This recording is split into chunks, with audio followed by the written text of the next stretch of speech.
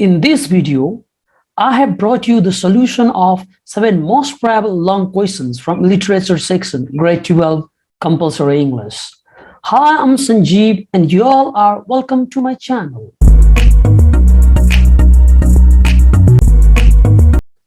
Let's begin with the most probable questions from the bull. But before I begin, I would like to tell you these are the most probable questions, not the 100% sure shot questions in examinations. So when you are preparing for examinations, you are also suggested to go through other questions as well. Question number 1. Discuss the late 19th century Nepali society as portrayed in terms of the relationship between the king and his subjects as portrayed in the play. In fact, in the book, the question is wrong. It says 18th century. It is not 18th. It is in fact 19th century. So this question basically demands you to focus upon the relationship between the king and the subjects. Raja र प्रजाको सम्बन्ध कस्तो थियो त नेपाली समाजमा? The bull by Humniti Tiwari portrays the relationship between the king and his subjects in the Nepali society during the 19th century by dramatizing an incident related to the death of a bull. The king role is represented by Ran Bahadur Shah and the subjects' pain and agonies are embodied by Lakshmi Narayan Dahal, Gore and Jitman. When the king is in the role of powerful, the subjects are powerless. The king dehumanizes the citizen to such an extent that their existence depends on their differential treatment towards the four-footed animals like the bull male. So राजा र प्रजाको सम्बन्ध हेर्दा चाहिँ हामी कस्तो देखिन्छ भने एउटा bull मरेको छ, त्यो बुल मरेको कथा मार्फत अगाडि देखाइएको छ यो सम्बन्धलाई। राजाको रोलमा छन् रण बहादुर, जनताको रोलमा छन् लक्ष्मी नारायण, गोरे अनि जितमान। राजा पावरफुल, प्रजा powerless. When you are writing the answer to long questions, make sure you are writing the answer in 3 to 4 paragraphs. So this is the first paragraph. The second paragraph to this question is, the relationship between the king and his subject is characterized by the imbalance of power. The king Ran Bahadur is so powerful that he can burn the mouth of his citizen for speaking in loud voice. He can not only threaten but also can kill his citizen as per his wish. Lakshmi Narayana, as the representative of the citizens, has got his mouth burned by the king. Not only that, he has been threatened to get saved if Mali, the favorite bull of the king, dies. It is because of the powerlessness the citizens are living their life under the fear of the king. Gore, Jitman, and Lakshmi Narayan find themselves hanging between life and death after the death of the favorite bull of the king. So, पहिलो कुरा यो power, यो शक्तिको असन्तुलन देख्छु, imbalance of power. राजा powerful, यति powerful कि उलाई चित्त नबुझेको खण्डमा मान्छेलाई मार्न सक्ने, मान्छेको मुख नै जलाइदिन सक्ने उसँग त्यत्रो शक्ति छ। अर्कोतिर सिटिजन्स प्रजाहरू एकदमै पावरलेस भएका कारण त्यो राजाको डरको मुनि बसिरहेका छन्। गोरे जितमान लक्ष्मीनारायण थर थर थर थर काम्छन् जब त्यो राजाको फेभरेट बुल माले मर्छ। Tiwari in the play also implies for the king luxury was more important than the comfort of the citizens. राजाको लागि त्यो बेलामा त्यो विलासी जिन्दगी त आफ्नो जनताको कम्फर्ट भन्छ नि, सुविधा भन्दा इम्पोर्टेन्ट थियो। राजाको लागि विलासिता जनताको सुविधा भन्दा बढी इम्पोर्टेन्ट थियो। जनता के गर्छन् उलाई के मतलब छैन, जनता जाए भाडमै हुन्छ। So that kind of things you could see in the play. Male the bull symbolizes the luxury of the king Ran Bahadur Shah. The bull is fed with fine rice, lentil soup of split red gram instead of the grass. When the common citizens are deprived of the snacks of maize, the bull gets the luxury of gavas, banana sticks, and of sugar cane in his neck. जनतालाई खानलाई चाहिँ केही पाएको छैनन्, त्यो साँडेलाई चाहिँ तपाईले भन्छन् फलफुल खुवाउने, साँडेलाई चाहिँ राम्रो बासमतीको चामल खुवाउने, त्यो लग्जरी हो। जनताले के खाएर आज does not care. साँडे केमा सुत्छ? Bull gets mastrate, quid, mosquito net. Citizens have to sleep on the straw. The king is ready to kill the doctor in case the bull dies. That means for him the life of animal is more important than the life of his citizens. So citizens' life was, even worse than the life of the animal. त्यो टाइममा राजाको गाडी. And finally the last ending paragraph to that questions. Tiwari also suggests that the imbalance of power led to the tradition of chakari, a service rendered to a person of higher rank with an expectation of receiving favor or an effort to appeal to a person of higher rank by demonstrating one's poverty or distress psychophancy. यो शक्तिमा भएको यो असन्तुलन कारण त्यो बेलामा चाकरी प्रथा सुरु भयो हुन्छ नि आफ्नो के फाइदाका लागि आफूभन्दा माथिका मान्छेलाई यसो जी हजुरी गर्ने प्रक्रिया द्याट इज व्हाट यु कल चाकरी साइकोफेन्सी भनेको चाप्लुसीहरू गर्ने the subjects are involve in चाकरी of the king Lakshminarayan language and his interaction with the king his gesture of bowing down quite low while greeting Swasti to the king, Gores and Jitman affection for the dead will to receive some tips from the king are some expression of chakari in the play. At the center of chakari is flattery, etiki prasamsa, jhuto prasamsa huncha chakari ma. The dead beast is referred as bull sir by the subject in front of the king, which is nothing but sycophancy. Raja ko saade lai pani saade na bhanera raja ko saade bhae कारण bull hazur or bull sir that is what they do. It is just sycophancy, chaplusi, chakari. Now, facing death, another play, most probable questions. Discuss facing death as a modern tragedy. It's one of the most probable questions from literature section. You will compose the answer to these questions in 4 paragraphs, and this is the first one. A modern tragedy, by definition, refers to a play dealing with tragic event and having an unhappy ending, especially one concerning the downfall of the main character. The downfall generally involves the death of the protagonist, but sometimes it also refers to the downfall of the protagonist from high position to a low one. Modern tragedy deals with realistic representation and common problems. The protagonist of a modern tragedy is a common man. In this definition and characteristics of a modern tragedy, the play Facing Death fits completely. So, हजुरले पहिलो प्याराग्राफमा चाहिँ what is modern tragedy? जसको एउटा sad ending छ जसमा एउटा main character downfall भन्नाले प्राय त्यो मेन क्यारेक्टर मर्ने कुरा जहाँ रियलिस्टिक रिप्रेजेन्टेसन हुन्छन् जसको मेन क्यारेक्टर भनेको राजा नभएर एउटा कमन म्यान हुन्छ मोडर्न ट्रेजेडीमा यी कुराहरू you have written so basically पहिलो प्याराग्राफमा right what is modern tragedy what are the characteristics of modern tragedy second प्याराग्राफमा you have to focus on the play itself facing डेथलाई नै एक्सप्लेन गर्नुहोस् The main character or the protagonist of Facing Death, Mr. Durand, is a common man. Mr. Durand ठुलो मान्छे होइन, he is just a common man. He appears in the role of the father of 3 daughters in the play. The play projects the financial crisis that Mr. Durand is going through and at the same time also focuses on the troubled relationship of the daughters with Mr. Durand. Mr. Durand is almost bankrupt and is trying to sustain his family. On the other hand, his daughters have no respect but hatred towards their father. They are unable to understand the love of their father being manipulated by the ideas of their dead mother.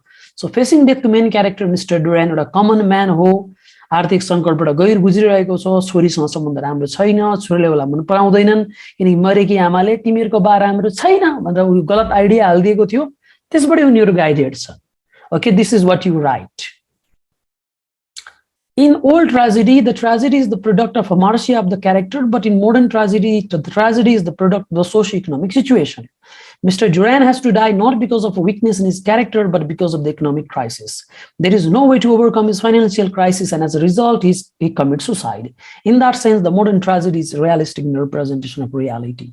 Your third paragraph, हजुरले realistic in representation of reality भन्ने कुरालाई focus गर्नु भएको छ पुराना ट्रेजेडीमा पात्रमा एउटा हमार्सिया हुन्थ्यो हमार्सिया भनेको आफ्नो भित्रबाट केही विकनेस कोही धेरै बोल्थे कसैमा एकदमै क्युरियोसिटी हुन्थ्यो एउटा हरेक पात्रमा भएको आफ्नो विकनेसलाई हमार्सिया भन्छौँ तर मोडर्न ट्रेजेडीले के भन्छ भने हमार्सियाले गर्दा कसैले दुःख पाउने ट्रेजेडी आउने होइन not because of hamartia but because of socio economic situation र यसमा हामी ब्याङ्क्रप्ट देख्छौँ यही ब्याङ्क्रप्ट हुनु नै उसको गल्ती हुन पुग्छ फाइनान्शियल क्राइसिस छ यसैले गर्दा उसले आत्महत्या गर्न पुग्छ सो त्यो अर्थमा realistic representation end finally the last paragraph. This play, like the modern tragedy, has a sad ending as it ends with the tragic downfall of the main character, Mr. Durand.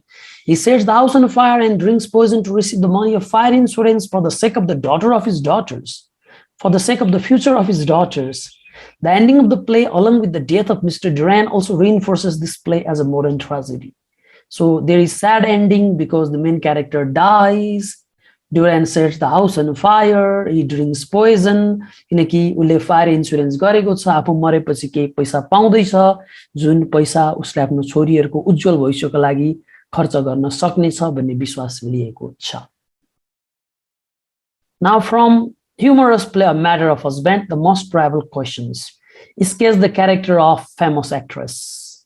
So Sarah, her name is Sarah. The famous actress is the main character of the play of Matter of Husband, in which she appears in the role of a successful theater actress and the beloved of Alfred, the husband of earnest young woman. हामीले सुरु यहाँबाट गरौँ. Her name is Sarah. कथामा she appears in the role of a theater actress. She is also the beloved of Alfred. Alfred is the husband of earnest young woman. And she is having an affair with the husband of earnest young woman. But she is not only able to hide the affair, but also manipulates the earnest young woman in such a way that she is unlikely to doubt her husband in the future. कथाको main कथा हेर्छौँ नै भने she is having an affair with Alfred, अर्काको बुढोसँग. तर यसरी लुकाइदिन्छन् कि लुकाउने मात्रै होइन, भविष्यमा सायद earnest young woman ले कुनै शंका पनि नगर्ने. Now, second paragraph. यसमा एउटा कुरालाई फोकस गर्नु होला, पहिलो सेन्टेन्सलाई. She is good at making the audience believe in illusion. She is good at making the audience believe in illusion. Though the earnest young woman has gone to her asking her to return her husband, she makes her believe that he's just playing a little comedy to make her jealous and to revive her interest in him. Not only the earnest young woman, even the readers happen to believe her words, which later on prove out to be false. In that sense, she creates illusion and makes that illusion look real. कथा पढ्दा त्यही लाग्छ कि होइन यिनको लभ पर्या होइन रहेछ, earnest young woman इल्युजनमा छिन् होला भन्ने कुरा उनले विश्वास गर्छन्. हो तिम्रो हस्बेन्डले तिमीसँग एउटा जिस्केको हो त केही पनि होइन भन्ने कुरा उनले मात्रै होइन हामी रिडरले पनि विश्वास गर्छौँ. But at the end, things are different. So you point good at making the audience believe in illusion. Third paragraph, you write another characteristics, that is, famous actress is an expert in creating the stories. कथा बनाउन यिनी माहिर छिन्. This is the point जसलाई हजुरले कथामा elaborate गर्नुहुन्छ.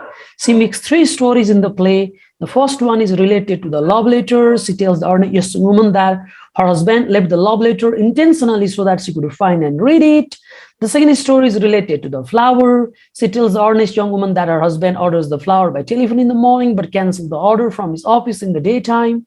The third story is related to hair. She tells the earnest young woman that her husband must have bribed her hairdresser to get the hair. तीनटा कथा फूल सम्बन्धी, अर्को कथा प्रेम सम्बन्धी, प्रेम पत्र सम्बन्धी, र थर्ड स्टोरी इज अबाउट कपाल. कपाल तिमीले भेट्यौ होला, तिम्रो हस्बेन्डले कसलाई पैसा दिएर मेरो कपाल लिएर गयो होला. These are the false stories.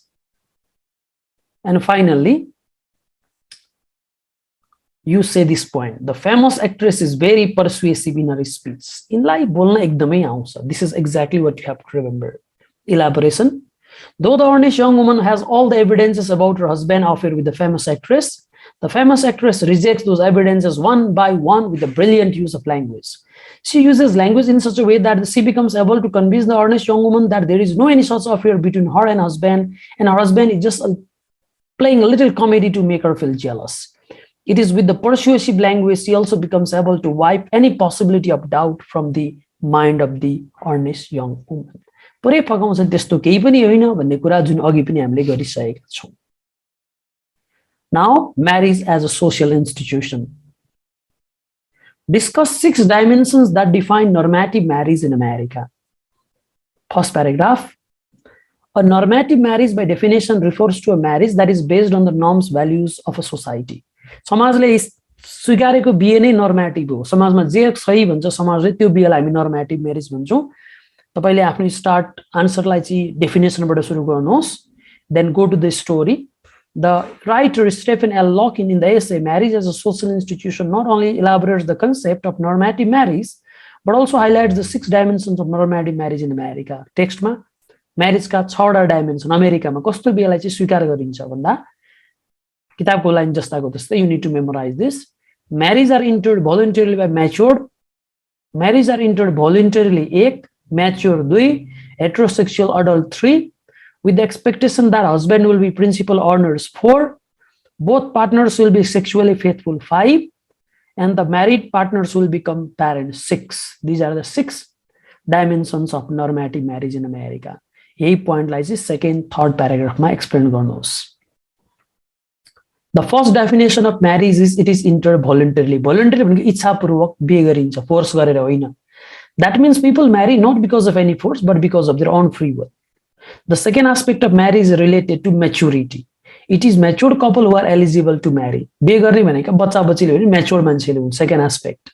The third aspect is related to heterosexuality. The marriage of the couple who are heterosexual, having sexual orientation towards the opposite sex, is only considered normative in America. बिहे भनेको महिला र पुरुषको मात्रै हुनुपर्छ भन्ने कुरा चाहिँ अमेरिकाले अहिले स्वीकारेको छ. That is what the writer says. And that means marriage of homosexual is not normative in America. तीनटा aspect सकिए. The fourth aspect of marriage is the belief upon the husband as the principal owner. बिहे गरेपछि पुरुषले चाहिँ प्रमुख रूपमा कमाउनु पर्छ है. हस्बेन्डले चाहिँ श्रीमतीले पनि सघाउँछिन् तर घरको सम्पूर्ण रेखदेखको प्रमुख जिम्मेवारी हस्बेन्डका कन्धामा. That means the husband is expected to take the major responsibility of the family, though the wife also supports the family. The fifth dimension is the expectation that both husband and wife remain sexually faithful to each other. बिहेपछि कुनै extramarital affair हुँदैन भन्ने कुरा American normative marriage focuses. And the last one, the sixth or the last aspect is related with the purpose of marriage. People marry to produce the children and to become parents. बिहे गर्ने भनेकै बच्चा जन्माएर आफू बाआमा हुनको लागि हो भन्ने कुरा. That is one of the purpose of marriage. So 6वटा पोइन्टलाई हामीले एक एक गरी डिल गर्ने. Third paragraph, finally conclusion. To sum up, the 6 dimensions of normative marriage in America are free will, number 1, maturity, heterosexuality, husband as the principal owners, sexual faithfulness, and the continuation of lineage. Done. Now from neighbors. This story shows that the linguistic and cultural barriers do not create any obstacle in human relationship. Cite some examples from this story where the neighbors have transcended such barrier. Linguistic and cultural barrier भनेको के त्यहाँबाट answer सुरु गर्नुहोस्. Linguistic and cultural barriers refer to the obstacle caused by the differences in language and culture respectively. ल्याङ्ग्वेजबाट दुईटा भाषा बोल्ने मान्छेको एकअर्काको कुरा बुझ्दैन यो लिङ्ग्विस्टिक बेरियर हो. दुईटा डिफरेन्ट कल्चर हुनेको मान्छेले पनि एकअर्काको कुरा बुझ्दैन यो कल्चरल बेरियर हो. That is the first definition. In this story, neighbors, the main characters are the newly married couple who have migrated to a new locality, and they are different from their European migrants in terms of culture and language. Despite these differences, reader can see the couple and the neighbors connected by human relationship. In that sense, the story shows that linguistic and cultural barriers do not create any obstacle in human relationship. So it is the introduction. पहिलो प्याराग्राफमा हामीले क्वेशन्सलाई answer दिन खोज्यौं कि newly couple नयाँ ठाउँमा छन्, उनीहरुका छिमेकीसँग culture पनि मिल्दैन, language पनि मिल्दैन, त्यही पनि केबाट उनीहरु कनेक्टेड छन् भन्दा ह्युमन रिलेशनशिपबाट चाहिँ कनेक्टेड छन् है भन्ने कुरा फोकस गर्यौं. अब टेक्स्चुअल एभिडेन्स दिउँ है त, टेक्स्टका एक्जाम्पलहरु. The couple's neighbors are the European migrants, Macedonian family on the left side and a Polish widower on the right side. Initially, the couple understood neither the culture nor the language of both the Macedonian family and the Polish man. The Macedonian family was busy in shouting and ranting, which in fact was just a way of talking, and the policeman was busy in working with the wood. The relationship was uncomfortable for many months as they hardly made any contact with the newly married couple. नयाँ ठाउँमा छन्, एउटा Macedonian family छ, एउटा policeman छ. न Macedonian family को कुरा बुझिन्छ, न the Polish पोल्यान्डको मान्छे. त्यो Polish widower छ, श्रीमती नभएको मान्छे आफ्नै काममा व्यस्त छन्, सम्बन्ध खासै छैन, एकअर्कासँग कन्ट्याक्ट नै गर्दैन, obstacle छ. तर with the course of time. However, despite the difference in culture or language, these people were first and foremost human beings with human emotions. That's the reason why, with the course of time, they were able to overcome the linguistic and cultural barrier. When the couple was working in the kitchen garden, the Macedonian family offered them advice about spacing, healing, and mulching. When the house of the newly married couple fell down, the Polish widower rebuilt for them. What connects these people of different language and culture is human relationship. सुरुमा different छन् तर kitchen गार्डनमा के यस्तो रोप्दै गर्दा तरकारी रोप्दै गर्दा मेसोडियन family आयो, केही सल्लाह दियो, अलिअलि बुझे अलिअलि बुझेनन्. ती भर्खरै बिहे गरेका कपलले एउटा हेन हाउस भन्छ नि, कुखुरा ओखर बनाएका थिए, भत्क्यो. त्यो पुलिस विडर नबोलिकन खुरुखुरु आयो, बनाइदियो. भनेपछि यी फरक हुँदा पनि किन एक ठाउँ जोडिरहेका छन् भन्दा because of human relationship. One more textual evidence, third paragraph. Similarly, the whole community was very happy at the pregnancy of the wife. They celebrated it by offering them gifts and by suggesting the name of the upcoming baby. The Polish widower offered them firewood. Not only that, after the baby was delivered, the whole Macedonian family was standing nearby the face shouting with happiness. These references are suggestive of the fact that linguistic and cultural barriers do not prevent people from making human relationship, from making human engagement. When the wife was pregnant, the whole community was very happy. कसैले chocolate दिए, कसैले cigarette दिएका छन् हस्बेन्डलाई, खुसी भएका छन्. कसैले नाम राखिदिएका छन्. छिमेकीले आएर त चिसो मौसममा काम लाग्छ आगो बाल्नु भनेर फायरवुड पनि दियो. बच्चा जन्मिँदा हाम्रो स्टुडेन्ट फ्यामिलीहरु सबैजना आएर खुसी भएर बाहिर बसिरहेका छन्. What it suggests, यसले के देखाउँछ भने लिङ्ग्विस्टिक कल्चरल बिहेभियर हुँदाहुँदै पनि मानिसहरूले एकअर्कासँग इन्टरेक्ट गर्न, एकअर्कासँग बोल्न, इन्गेजमेन्ट गर्न सक्छन् किनकि human relationship is important. Now, probable questions from on libraries. The author says, I was not a good pupil, but I was a good learner. Justify with the textual evidences. The author, while showing the differences between school and library, states that he was not a good pupil, but a good listener, which shows his dislike towards school. A good pupil, a good student, a good learner, a good student. A good pupil is supposed to be passive learner, good at receiving and following instruction and happy at the lack of freedom.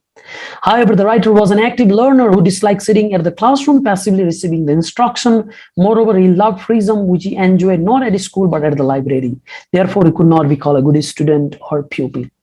The library जान मन गर्ने हो, क्लासमा बसेर सरका कुरा एकहोरो सुन्ने passive learner हुने खालको मान्छे नै होइन. उसलाई त लाइब्रेरी जान मन लाग्छ, उ गुड स्टुडेन्ट होइन, उ गुड लर्नर हो. अब लर्नरको कुरा चाहिँ second प्याराग्राफमा.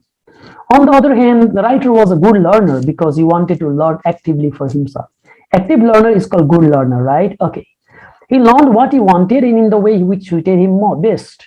He found this environment not at school but at library. He loved roaming around the bookshelves and stacks and selected the books of his like with freedom inside the library. At the library, he felt free to look at the thousands of books. Therefore, he can be called a good learner.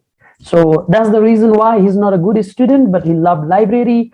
He was active learner. He wanted to read the book which he liked. Therefore, he can be called good learner. Second question, very important. It was asked in Hisan 2079. A proverb says, nothing is pleasanter than exploring a library. Does this proverb apply in the essay? Explain.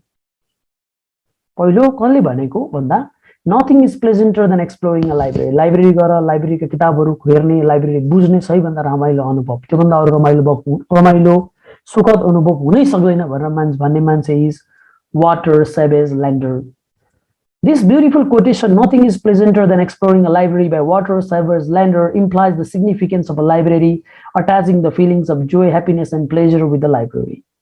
So, the first paragraph ma त्यो proverb alikiti explain गर्नुहोस्. For a bookish or voracious person, धेरै पढन्ते मान्छे, visiting the library, seeing the bookshelves stacked with books, touching the books, and reading the books is an occasion of joy. Library has magic for the learners, because of which they are completely absorbed in what they read, even after losing the sense of time. पढ्दा पढ्दै थाहा पनि हुँदैन कति बज्यो. एक किसिमको जादु छ. It's magic in the book library. Such experience brings unfathomable happiness for the learners. यस्तो लाइब्रेरी गएर पढ्नेले त एउटा यस्तो किसिमको रमाइलो गराउँछ. Unfathomable means which you cannot measure. This proverb applies in the essay too, as the writer Oliver Sacks finds joy, happiness, and pleasure in the library. अब essayमा जाँदा, he grew up surrounded by books at his early age and fell in love with the reading habit. Whenever he was late for dinner or lunch, one could find him at the library as he was absorbed in what he was reading. Moreover, it was his love for library and the book that he disliked even the school and the classroom. यति library मन पर्छ, खाना खाना पनि सानामा ढिलो भयो भने कहाँ गयो बा बच्चा भन्दा घरकै लाइब्रेरीमा पढिरहेको थियो. स्कुल जान मन लाग्दैन, क्लासरुम पनि उलाई लाइब्रेरी त्यही धेरै मन पर्छ. The sense of joy and the pleasant experience is suggested when the writer describes freedom that he experiences inside the library. त्यो रमाइलोको लागि फ्रीडम उले कस्तो महसुस गर्छ. At the library, he felt free to look at the thousands of books, free to roam and to enjoy the special atmosphere and quiet companionship of other readers. If scientists experience pleasure in conducting scientific experiments, writer in writing books, adventurers in facing adventure, then it is the library which offers pleasant experience to the bookish fellow like Oliver Sacks. यदि वैज्ञानिकलाई सबैभन्दा रमाइलो ती वैज्ञानिक खोज अनुसन्धान गर्दा लाग्छ भने, यदि राइटरलाई पुस्तक लेख्दा त्यो रमाइलो महसुस हुन्छ भने, यदि खोजकर्ताहरूलाई खोज गर्दा कुनै अन्वेषण गर्दा कुनै एडभेन्चर फेस गर्दा रमाइलो हुन्छ भने, पढन्ते मान्छेहरूलाई चाहिँ लाइब्रेरी जाँदा त्यही रमाइलो महसुस हुन्छ जुन हाम्रो ओलिभर स्याकलाई भएको छ. This brings us to the end of this very video. I hope you enjoyed and understood this video. Don't forget to like and subscribe to my channel. Thanks for watching.